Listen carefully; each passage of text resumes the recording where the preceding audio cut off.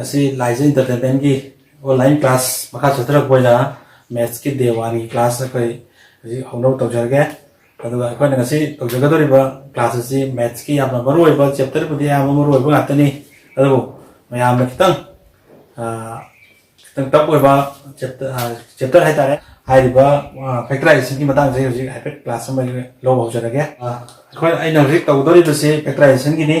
factorization ki se koi na hoji puriba mark si 4 mark ni haibadi factorization da question ani 2 question lakwe hai or natragana 1 question lakwe hai ado 2 question lakadu sina 3 mark ki question maga 1 mark ki question maga lakani then 4 mark sina 4 mark question sina question maga tani lakadu ji kagama tamda question ani laksu yawi kagama tamda question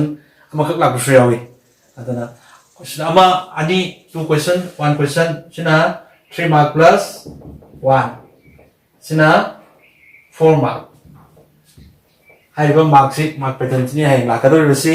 aduna koina 1 mark sina 3 mark plus 3 plus 1 mark wai da ga definition da 1 mark lakari aduga 4 mark wai da definition yara roi factorization to gani aduga koina definition si kan definition na tamda osi hai di factorization si da koi cyclic expression hai malai cyclic expression hai maga cyclic factor hai malai gani hai di cyclic expression sung cyclic factor ani sidagi ni 1 mark ta definition da lakadori basi koi definition si error like da yaurabani akoina replacement cyclic replacement ai sida unchange tawba tawda ba hai malai khudam oina a plus b plus c cyclic oi madam di kana kan a b c na chatpani aduga samanana a plus b hai ga lakani adagi mokse ma legani or mathang da mo b plus c mathang da c plus a sumai lakani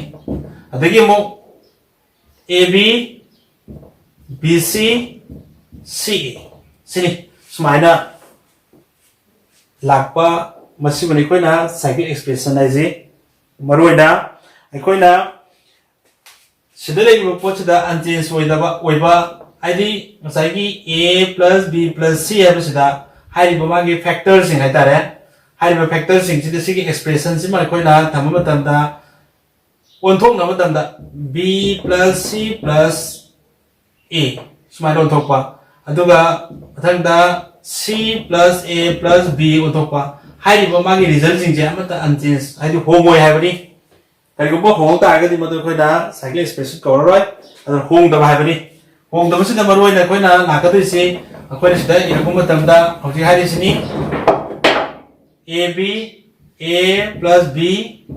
b plus c c plus a sumai chakani mathang namok sumai na mathang sumai na lakpa sigumba sing asini koina cyclic expression hai doris aduna hari definition se koina like ta yaure ko page number sutta koi matam ji limit oi bani na expression du definition du cham mai akoi yakdu so du ni adana wasidi koi na idraga su kai dre no na like gi jaba yare ada hoji maro na koi na factorize to du si sri da yauri si 3.4 da 3.5 factorize to da 3.6 3.7 3.8 3.9 3.10 hai riba example tara je masdagi ni am for mark ya malais rotation 9 da ada handa ki oina example 3.10 yauriba factorize to basi ma koi hana hangre aduna maroina koina hagali basi yamna koina sum yengu matamda hairiba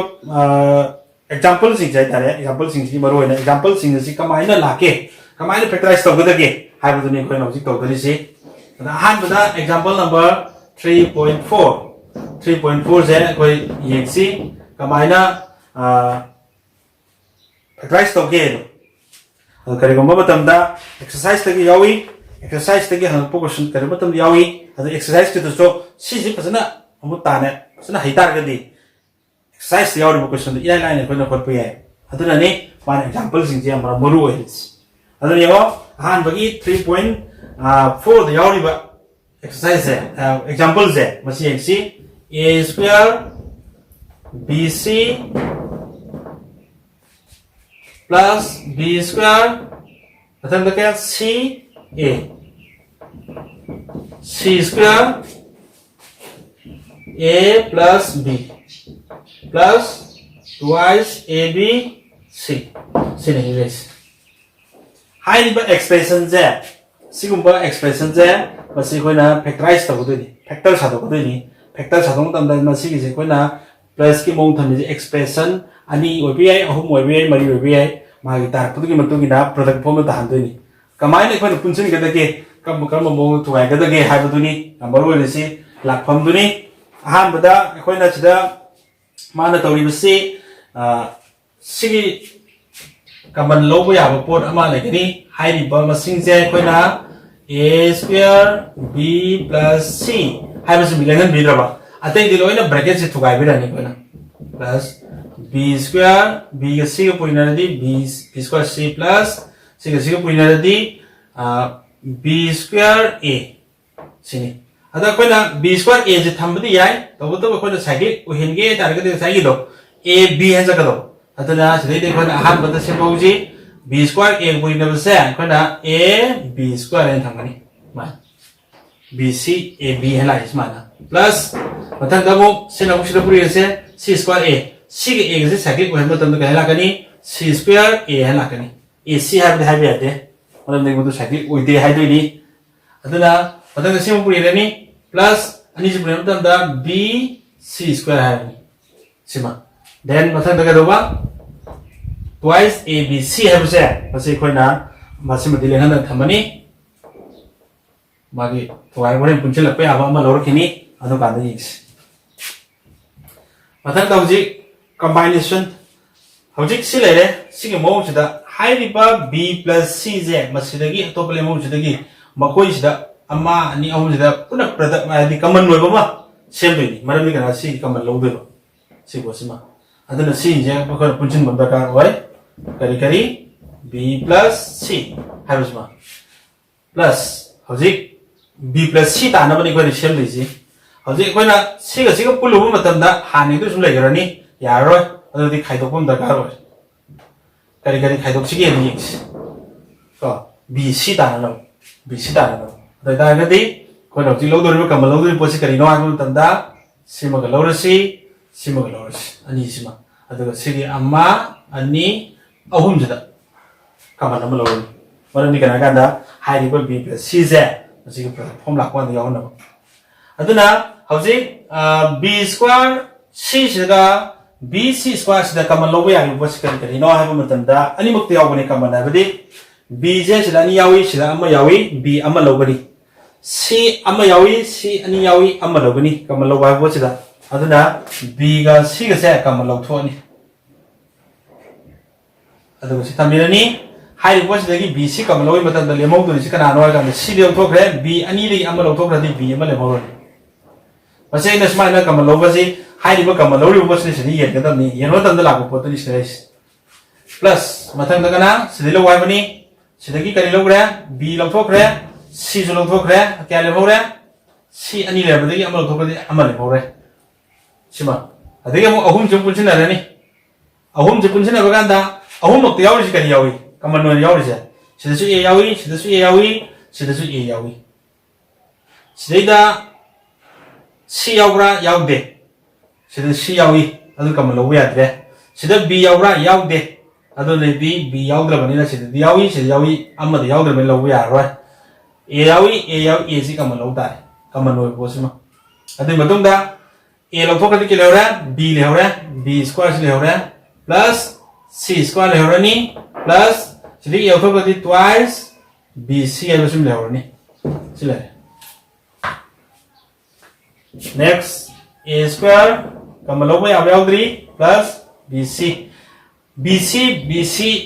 yaw dam si B C yawi ko han ni yeman u da be wani ko ju kunjula ga ni B C yaw ka dui ni adu ga ko na chap chan lo B C B plus C A sudah aku dah sudah formula sini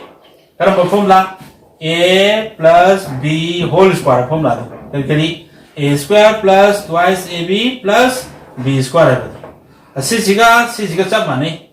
C cuma sila pewani sini cuma butuh pewani cap mana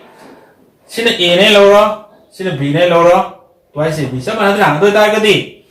Sigi mohutta si thamya banina sigi mohutta kai thamrani a sina sai b ne logre sina c ne logre adoi taradi hojik kari karam mong thamya re hai matamda sigi pochida b plus c holding square thamya hojik bauda bc b plus c b plus c b plus c loi yaure sina ni yauja bai wani ama kamal lorus b plus c ji kamal lo matamda lemhori kana lemhori C hai bộ chỉ cầm lốc chỉ lốc thuốc đấy chỉ đều đấy a square âm đều đấy plus chỉ thấy hai bộ chỉ lốc thuốc đó b đều đấy plus chỉ thấy b lốc thuốc đấy thì a đều đấy ní anh ấy số này là âm mong đều đấy ní b plus c đều đấy ní cái đều đấy chỉ mà mình dùng thuộc là gì b plus c chỉ mình lên là rồi Manung isi tukar si a square plus bc plus si tukar di ab plus ac hai bese hai bese de mara di kan kan da cycle ko ita ba adana cycle ko hene da di kan ya ba cycle do a c ki bota c a hai smart ta makani cycle ko hene adana combine position be ani b plus c mathang da kari Sedida hojik hairiba ani jipun budi haribra sing jipun bi haribra gitu si ani jipun lu bukan hari dah ni ya dre ani jipun bi haroi ado jikam kamba siga pun tai siga tanaga siga mo pun su yare siga pun su yare aru si au bune na puning mom pun bi hai ka ani jipun bi hai puning ba je siga pun bi hai siga pun lu bi hai siga pun bi hai ani jong pun su yai ani jong pun su yai ada kau nak ani jon pulis tonga na siga pun macam dah ani sedikit kali kamu lobo ya ada apa kanda a harus macam kamu lobo ya ada berarti kali orang a plus b le orang so nak kan sedikit kali lobo ya ada kaman ani sedikit c lobo ya ada kaman ja nanti plus c si kamu lobo macam dah lakukan macam kena c kamu lobo tu kali orang a le orang plus c kamu lobo tu kali orang b le orang Adoi tadi AB kamal lera adoi di kata ada B plus C whole sama kya ani kamal utho di A plus B whole AB lo A le hore plus C le hore adoi hausi cycle ko ra hai bo si si A B C AB AC cycle ko de cycle ko hemno daga ro de chine som thani sai unchanged remain unchanged ja bedo Sini som thang asu ya a plus b to sini matang sini mo som da b plus c matang da ni je tin jina ba da di ka da wa thong na be hai gra do na ani se da ni thong na se c plus a so di cyclic ta re ado na chi ba jo do sumai na cyclic sai gi sumai na plus form le mo da hauji ti kai la kha expression ahum product form le re ado da di mo si factorize ya dang si lu shi ya re do kan lo do Sigi ojiki hairiba 3.4 gi factorize to buze ose koina 4 mark dang bayai or jagana 3 mark dang bayai akoina main on yego iposi kari no ha ko tamda number 1 akoina sigi posi higa bra ha bose thugai bose kar mong thugai ka dagi ha number 2 hairiba pochi da kamal lo ba yar bra ya da bra ha bose da kamal lo ba sim step si le re adu simo le re sidagi mo akoina kai la ka dagi ha bose Sigi step semua number 1 isi then adi matung da si thugaraga kamal lor pu yari ba si kamal lor bu hai bra hai bra hai bu sima si po sima then matang da ga ba hai bu po se sai ko hen bro hen da bra hai bu point ama hai bu point mari je masi ama da ka roi ada hai bu point mari je ko na yengani heng mark pi matam da point ji kai gombo walam ta ga di masi ko na mark ji ko na ka ka ba examiner ka ko yai jalan maka kini. Karena macam kakini, 90 cross terus pangan sendiri. Siapa mesti setiap sisi terus macam dah, hai rumah jika kini. Examiner, kalau mesti jika hoda gitu. Adalah 90 yang tebak pas mark hai orang sendiri. Som pang ini, pemak sumpi ini. Sing. Kalau expression nama factorize tahu je. Kau na semaina, jadi kamal lo ya ba, ya daba, punchen ba ya ba, amaga punchen ba. Aduh gini kau nasi tamdorin si, ada si bawah ni ya ni lore, makata pada 3.5 ki, am tang harum ke, 3.5 is already when it's the cyclic with the bus minor, carrying bus the minus or target the one to come the change the money, but to come minus change the whole the gate. Have the book, I mark 3.5 the way last a jacket. Makat after 3.5 to the 3.5 so to don't know high from a cyclic change the put to cyclic or look at them the cyclic will have the change the guy, the mother going to cyclic or do any change command to the game. See. A square b minus c whole plus b square c minus a plus c square a minus b. Saya aham itu plus nata ni, atu ka somda plus twice abc melakukan lakukan ni, atu kita kang ni, kalau kamu lorong tentang tahu sih siapa tadi dari lorong tadi ni, kamu tahu sih. aham batang sai du cham manai hoje khoina high level expression ahum sidagi common noiba punche dak pa ba aibadi thuai de bida amadi unchange remain hong dra sum thamani ate diga thuai din sai step tu cham manai a square b minus c plus si thuai ni bracket si ade b square c plus minus minus si sign ji puri kada ba minus क्या a b square plus c square a plus minus b c square सिमा अदेगा मो psyche b c जो psyche ताम तो minus बाहर का तो इन्हीं a square b minus c b c की कमलों भी आना बोला का तो इन्हीं plus साइकी c का नीचे पूरी तार दे हानि तार का तो इन्हीं Sini pun tak ada hal tak kata ini. Atau nak ni tungan setuk nak kata ini. Siga pulang biaya, siga pun biaya. Bukan celak kata ini. Atau kadang pun jige ini si. Atau siga mau polis. Adi maksudnya jauh sih b ani soalnya ama lawan ni. Si ama ani ama lawan ni. Lemau sekarang lawan ya. Si belum tahu kaya. B ani dia belum tahu kaya di. B am lemau ya. Minus. Sedagi kalau lawan ya. B ama law ra B awal roy C ani di ama law thok ama law ra ni sima sile then ani jo pula ni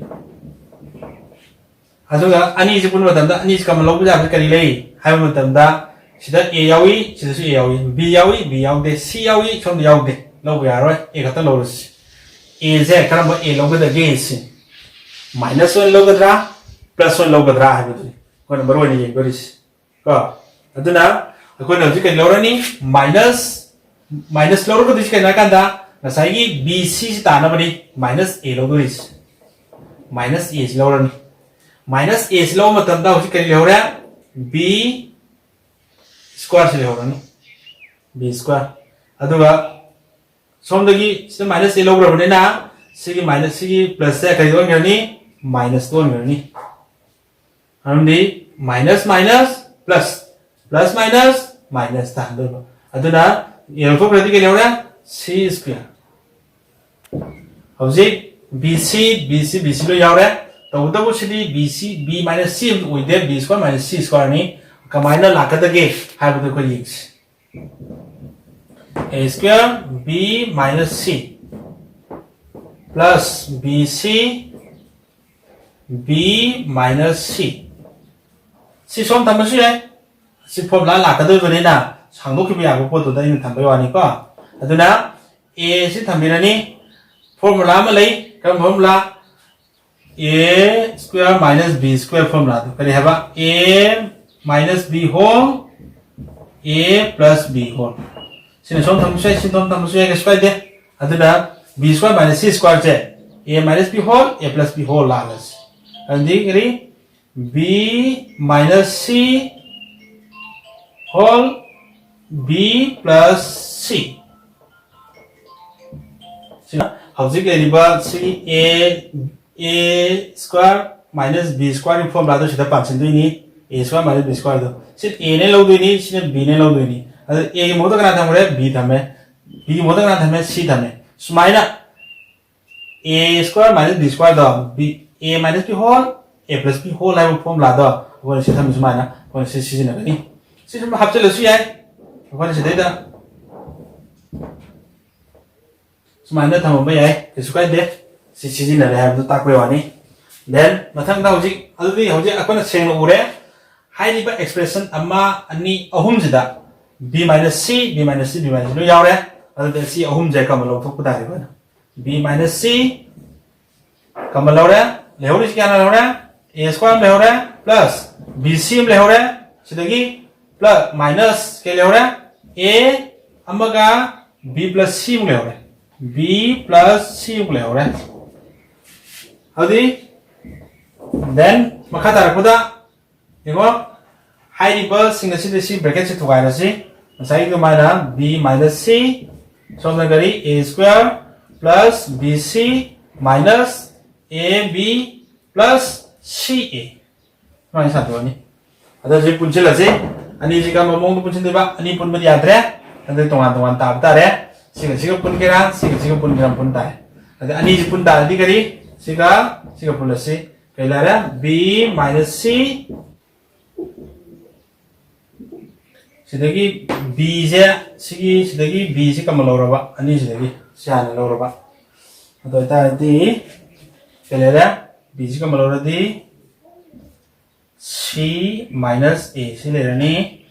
mathangda hairiba A si kam lorase minus A si kam lore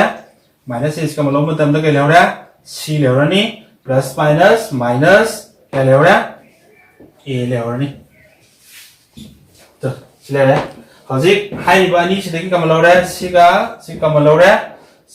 hairiba ni si kam lore B lore C lere minus A lere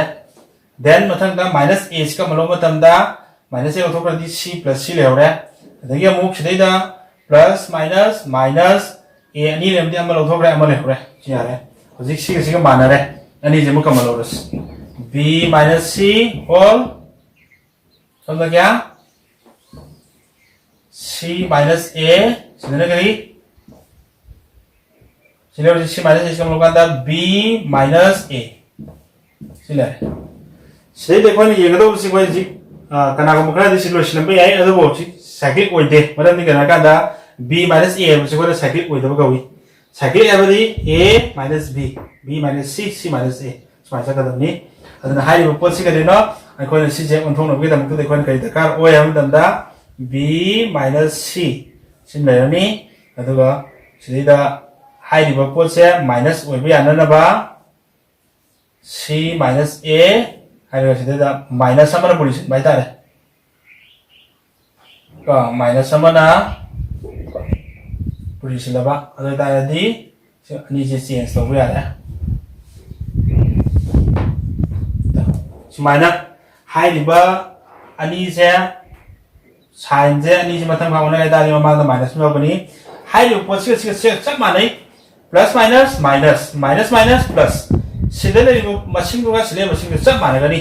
maram ni kana ga singi minus to ani ji won thong na bi da mukta da so na minus ma song thok chak pai wani aduna c minus ya puri bani na mamang do kai mamang thamani si swai ji ga tang chille adu so ma tan da si karena ahan beda cyclic oil na ba a minus b na cyclic oil la bani minus ma mamang thoni a minus b whole b minus c whole c minus a hai ba sida notion da ro silor da de cyclic oil ada na sai adu cyclic oil da ba sigi b minus a se a minus b uthok matam da minus sama da gar oil adu gi da mukta ri da minus sama hapchali same cham mane minus na puri chima da bai wani adu har product ne minus ma mang tham bai wani silor sini sini da ba ta da ba kari kari hai bani awara pa comment lai ko ko do hai biro makata na kai ko ba ta da ga di mate te ko hai hanjar ko ko dong cha ko lo chati aduna nasi ki disai da matam siam na lo ya da ni na nasi sai tin silage sigi makata ba maroi ba present ni chapter kara id magi example kara yauri then nasi ki dewan da siwa to ga de tu da ni makata sa ta che ke he ung kon sita sum makata ta ra ko siam